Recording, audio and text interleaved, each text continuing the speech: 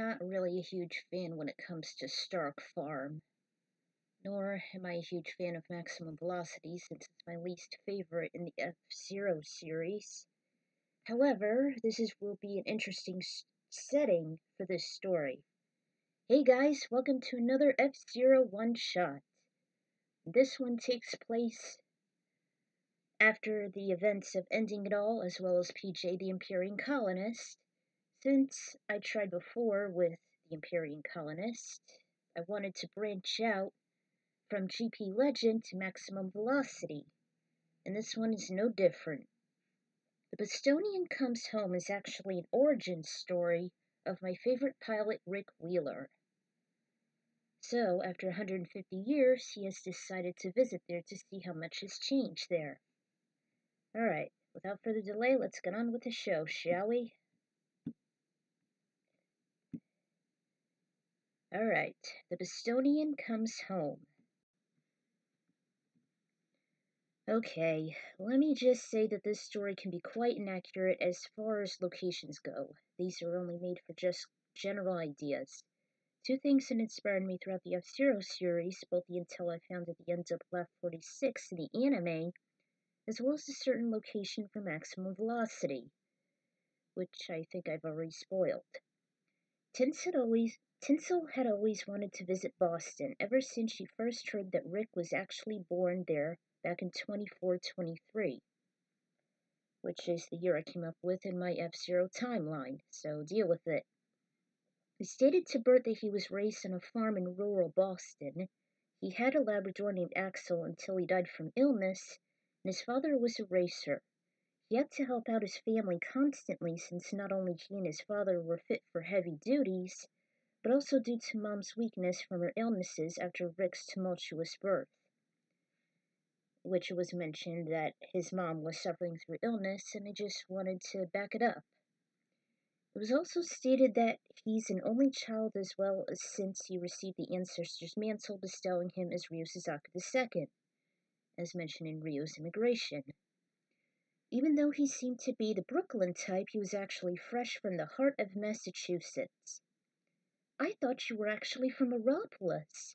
You said you used to live at its location before it was developed. I had moved there once, but I didn't stay long. I've actually moved away and lived further up after my mom and my dog passed away. He sulked a little. It was hard losing them both. It's no wonder she never wanted a second child because of what her delivery of me did. She soon died from terminal illnesses from that. And the farm.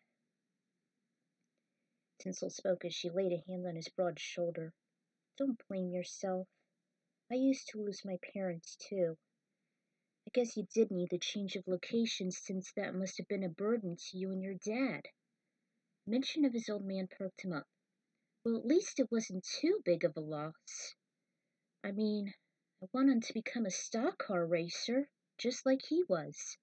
I had heard that Boston doesn't house a lot of major racetracks, so I soon headed to New York, where most of the action was. The Big Apple Grand Prix, the Riverhead Raceway, the Long Island Expressway, the Skyline Raceway, the Michigan International Speedway, and many others. It's no wonder it had so many wonderful circuits since it's known as the Big Apple. It was, after all, the new home for my ancestors. And that's when you finally met Rose and Haruka. The very same. Numerous memories entered his mind, even one so vividly as he recalled first meeting them. Then when Haruka encouraged him to never give up as he struggled as a rookie, and also how she congratulated him on his hard work and success. She was the racing queen, so they say, and I was soon enlisted as part of the police force due to my skills. I guess you could say that sport fit me like a glove. But it was all because of Boston that started this budding legacy. I'd been wanting to return there for 150 years. We should wait till it's balmy so it won't be so chilly as we head further north. Are you interested? Sure. She gleamed with her eyes shining with admiration like a comet's body. It was before the crack of dawn when Rick tugged Tinsel awake, around 4 a.m.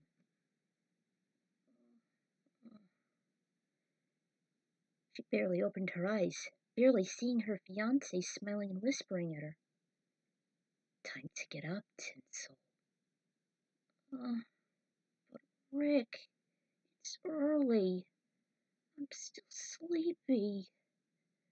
You must wake up, Tinsel, if you want to visit Boston with me.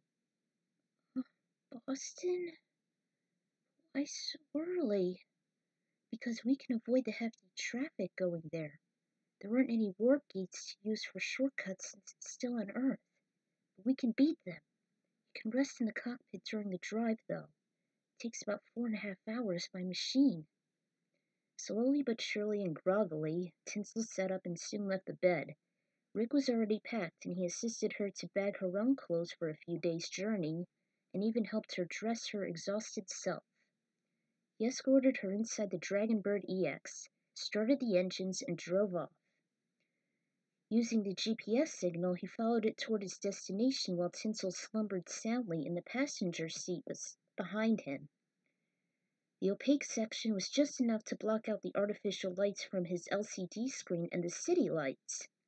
Because it was too early to stop by the Falcon House, Rick had to resort to some other small joints that sold breakfast, including sweet coffee and some hot, fresh burritos. She did eat one and went back to sleep. As the sun was rising in the red velvet sky, fading to a canary texture, Rick continued on his expedition toward his birth town. The headlights soon began to fade gradually while the summer sun rose. There were quite a few sharp turns as he went, but he managed the travel just fine. Rick and Tinsel decided to stay there for a few days just to take some of the load off from the city lifestyle and the anxieties from bounty hunting. Rick wanted to revisit his birthlands after 150 years, but instead of taking the city route, Rick had abruptly stopped just before the metropolis. Rick, where are we going? I'll show you. He said he'll take the scenic route instead. His Dragonbird EX hovered over several dirt roads and headed through some thick woods. He didn't crash into any trees or vegetation as he kept on following the patches of rich soil. Letting his GPS recalculate multiple times, he followed his instincts and memories instead as his mind drifted to when he was a tween. He recalled himself escaping from the pressures of farm work in order to head into his most sacred, tranquil place. He followed the VFW Parkway and the Hackensack Road to his destination. It was known as Boston's second largest unfragmented woodland, Allendale Woods. Composed primarily of oaks, maple, and pines, Allendale Woods was one of the few pristine secondary growth oak hickory forests in the city of Boston. Trails ran throughout the site, leading to various areas of interest, including Scenic Rock Pond, an extensive Depression-era stone boundary wall, a cattail marsh, intertwining streams that formed the Bussy Brook, underground springs, a historic spring house, and a certified vernal pool. It was a bumpy ride, and the forest had been stretching out for miles. Then, bright sunlight nearly blinded Tinsel as her eyes suddenly needed to adjust from the thermal rays. Rick still reached over and tugged her awake. Tinsel, Tinsel, we're here. By the time she uncovered them, they went to a clearing. They saw the entire skyline as light and clear as the pool and brook sparkling ahead. The machine's engines nearly sounded over the trickling as the skinny waterfall filled the rocky stream, as well as the chirping of neighboring fowls. The Dragonbird EX halted just a few feet away from the tranquil sight, and both pilots were in complete awe. Rick eventually recovered as he faced Tinsel. We are here. He opened the hatch, the fresh air seeped through the cockpit brushing on their faces, and he led her out. They've embraced the beauties of nature rather than just being used to bustling cityscapes. This is the most beautiful brook I've seen anywhere, almost like the ones in Greenplant. Mine drifted off for a few seconds to the hovercraft hub, but Rick brought her around. Yes, it is. This place was my relaxing spot before I moved away. I had always treasured this place. We even took hikes through its long, smooth trails. I was lucky to find some curious wildlife, too. He reflected some more as Tinsel settled down next to him. They were standing side by side taking in the peaceful natural scenery. Then he decided to have a small picnic next to it. After almost an hour, he escorted her on his past journeys. At least this place hasn't changed in 150 years. Everything's so lush out here. Everything's so lush out here in the spring. I couldn't take my dog out here since he'd get bitten by ticks, fleas, and roaches. She admired every minute of it. And then, Rick invited her to take a swim inside the fresh, cool brook. The sun was rising as with the heat after all. They even did the unthinkable as they decided to do some skinny dipping. The water was so refreshing. Thankfully, there were no harmful algae blooms nor any leeches. They even embraced each other a lot, feeling their racing hearts and warm bodies cuddle up with each other, and the water seemed to have warmed with these sensations. I suppose you never got intimate in the water before? No, I don't suppose you had that same chance with Haruka. Sometimes she wished their relationship could have gone further before that fateful night. They gazed into their glazing eyes as their faces loomed together. Then suddenly Rick felt a sudden rush of water to his face. Hey! Tinsel began to hurriedly paddle away before Rick could catch up to her. With some smiles, they had some contests to see who was the fastest swimmer and who can hold their breath the longest. Rick won both, especially since he was the one who constantly tickled Tinsel to make her rise up. Curse her sensitive skin. He didn't even mind her paddling either, to which he trained her to swim more properly. Whether it be the breaststroke or backstroke, she soon learned them. She pretty much said she had to teach herself in order to prevent her from drowning. They immersed in the brook for almost an hour. As they got out, Rick offered Tinsel a hand to pull her, never minding any onlookers seeing their bare bodies since no one else was around lurking at them. Ah, that was amazing, Rick. It was so hard never wanting to leave this place. She wrapped herself in a towel. That was one of my favorite places here in Boston. I stopped by here almost every day until my mom took a turn for the worst, as did Axel. They leaned their unwrapped bodies against one another to speed up the process of drying. They soon got dressed. As they got ready, he laid himself out in the fertile grass, basking in the sunlight. Tinsel followed. After a while, he invited her close to him, and they snuggled against one another. Their minds began to zone out, even Rick's, who thought of Haruka, Dr. Clash, and Falcon were up in the heavens. The gentle breeze, the sounds from the brook, and the temperate weather made them doze off in each other's arms. Bristles of grass and the fresh smell of chlorophyll twitched Tinsel's nose, causing her to awaken. Rick was still asleep as she watched him after she stretched and yawned. It was nearly sunset as the sky was turning into a light turquoise with a hint of a mandarin. She remembered Rick telling her it was only the beginning since he wanted to show her the old farmland he stayed at when he was young. She waited for him to come to, only his body was trembling at intervals while his breathing was shallow as he moaned.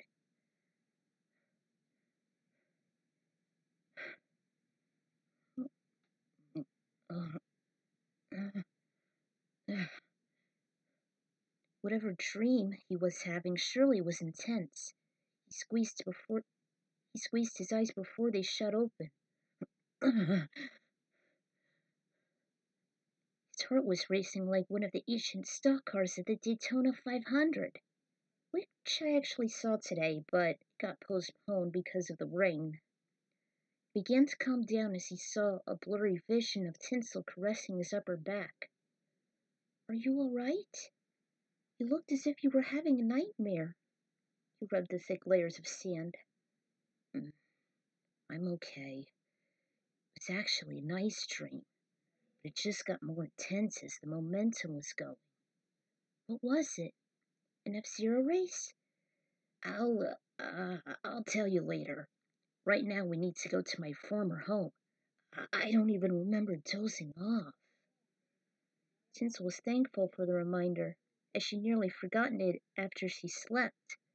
The dragon bird was well on its way, and by the time they got there, through Rick's memory, it was almost dusk. The sky was a vermilion fading into tangerine, then goldenrod, and the air was getting crisp. Following the directions from the past 165 years, Rick looked over the foreign site.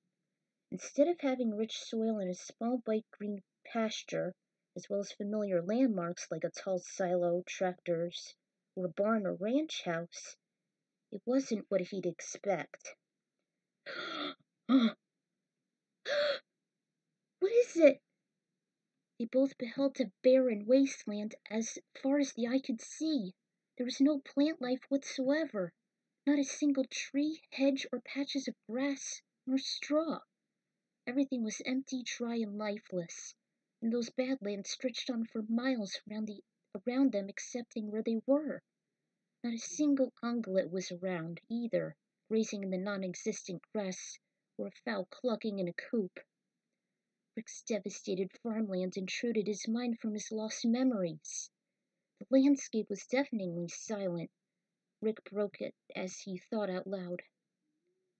Everything is gone. Tinsel stared out of the machine's windshield until she tried to assure him with a gentle touch. They barely noticed the weathered wooden sign pointed like an arrow that read Stark Farm. She was lost in her own thoughts that she hardly noticed Rick take some drastic measures. He contacted his allies in Mute City, within the task force headquarters. He alerted Jody and Dr. Stewart on what he just found. He eventually hopped out of the cockpit, and Tinsel followed, moving like a drogger, toward a spot where he bent and took a sample of the alien earth. He smelt it. His face wrinkled from the chemical stench, and he grabbed some dead flakes in his palm. He crushed it in a fist, vowing to reverse the damage that had been done to his family's homestead, and stormed into the Dragon Bird. Using the late Falcon's keypad, he mashed around the buttons and summoned the Falcon Flyer. Minutes later, it showed up, and even Tinsel was just as disgusted when she smelt the radioactivity. Rick managed to store a sample and loaded the specimen into the dock. He then set the remote controls to Mute City so Stewart and his children can analyze it. He gave himself time to compose himself, and Tinsel tried to ease his anguish as best she could, saying how much he's sorry to see his homeland in such a sorrowful state. Something must be done to reverse this. I don't care what it takes, but it must be done. I'm sure that Doc can find out eventually. Make this land green again like it was so long ago. I will not rest until that happens. Silence stretched on again until Rick started up the engines. As night fell, Rick and Tinsel did some stargazing outside the vehicle just like they used to do on the Queenly track in Port Town. Rick knew there was still a lot to explore and defend in this universe. He wonders if he and his lover would see it all. And then they've heard a low, slow noise. Thinking it was only their hearts, they abruptly noticed it wasn't. He listened some more until he persuaded her to follow it. By foot, they went back through the thick, withering vines and roots, till the sound was looming closer. That wave of noise they'd realized was coming from some drums. As they got closer, they knew they were similar to the ones they'd heard in Planet Giant, at the village where the inhabitants honored Rick at the eve of their journey to reunite the orbs of materia, which is the main story for Falcon's followers, if you would have seen it. Not Falcon's followers, the power of the Falcon. Removing the decaying foliage, they both foresaw a large blazing bonfire at the center of a gathering ceremony. Every one of the tribesmen were banging on the massive drums, while their mates danced and swayed around it. The teepees were tall and opaque, and everything and everyone glowed while they made out the shades. The Bypassers crouched down low and glued their eyes and ears deeply into the performance. The drums were gaining momentum and velocity, and Tinsel could have sworn Rick muttering it's what he saw in his dream, only it was in daylight. The light of the golden high moon cast it like a natural stage light, then their hearts began to race. It was exactly what they felt in Giant during their first night. Strange, yet pleasant. They sighed during intervals as they couldn't peel their sight and hearing away. The scenery became more enticing as their temperature rose. They could see the same flames burning in the reflections of their eyes. Their bodies rose and fell with each passing moment as they soon intertwined with one another. The ceremony guided them into oblivion as everything happened so fast and sudden that they never cared they were going all the way, their hearts hammering with the drums themselves. And much like the bonfire, Rick's soul began to glow and heat up as if melting Tinsel's ice. As she was sparkling like the stars above, soothing Rick's ardency. Combined, it was like water just as fresh as Bussy Brook. They were as limitless as the wasteland they saw, with no restrictions holding them back. It seemed to go on for hours, well into the night. Finally, Rick and Tinsel woke up inside the dark cockpit. They wondered if whether or not it was all a dream. By the time they completed their odyssey in Boston, their first destination was the task force base. At the conference room, Stewart mentioned the soil was filled by harmful substances, disallowing for any form of agriculture to grow. Every natural inhabitant had died off, almost like dinosaurs choking on space dust and ash. In order for new life to form, he said, the soil needed to be cultivated in order to prevent any loss of food and growth. He and Jody will spread the word out immediately. They condoled for his and his family's great loss. I know they never wanted to end it this way. Thanks, Doctor. With the sight of Aeropolis again, that seemed to lift their spirits, if only for a little while. Mother Q was notified by the Galaxy Platoon's top scientists and agriculturists, and they soon got to work on restoring life to the farmlands. Or so they did. In the end of lap 46, Bert said that Rick's from Boston, just as he said within the story. According to the wiki, Stark Farms is a circuit located on a barren, deserted farmland. It was once a lush, prosperous farm in a world designed for agriculture, though I only used it as a smaller rural area, since I felt having a world was far too extreme. But sadly, it withered and died for unknown reasons. Scientists investigated and discovered that soil was filled with harmful substances. While trying to recover all losses of food, an F-Zero track was constructed there, putting it back in the spotlight. Not really a good idea, as, the location is very, very, underwhelming. Needless to say, I'm not really big on maximum velocity, nor the courses in Stark Farm. I must admit that they're boring. But since it's within an urban environment, I thought it fit well with Rick's roots. Also, I've only been in Boston once, and the drive from New York to Boston is approximately 4.5 hours. I remembered one Easter that me and my family were visiting Harvard University since my step-cousin had a class there in microbiology. I can only remember how beyond confusing it was, even on the GPS as it kept on recalculating, and it was excruciatingly difficult to follow all those numerous layered roads through New York. Boston was probably easier, but I also recalled feeling so damn jealous, since not only there were a lot of smart Asians, but compared to the high school I've attended, it was just light years better. Plus, I looked up once that sadly, Boston doesn't have any major auto racing circuits. And I kind of go by the catchy tune from Family Guy's Spirit of Massachusetts, but that's pretty much it. Plus, I added that big-lipped alligator moment for lulz since I just submitted a certain image, which you'll see. So, another branch into maximum velocity done. And this is going to be pretty hard, I don't think I'm going to do it all. like Craterland, Beacon Port, Firefield, which may be the same, Bianca Port, but I'm sure I've mentioned it from time to time. That's probably good enough. And before I go, I actually want to show you this. This is actually Tinsel Steelis's own costume. Rather his... Ugh. This is actually Tinsel's costume, or rather her tribal outfit, for this certain occasion. I actually managed to make this during November of last year. I also made one for November before, but this is definitely the most enticing. Here's Tinsel over here, and you can actually see Rick beating on a taiko. Well, I wish I had a close-up, and I wish I had made this image of Rick. So, that's pretty much it. Alright, this is the Ecron Writer signing out. Ciao, everybody. Hopefully I did a pretty good job on doing a maximum velocity reference. So, see you guys later.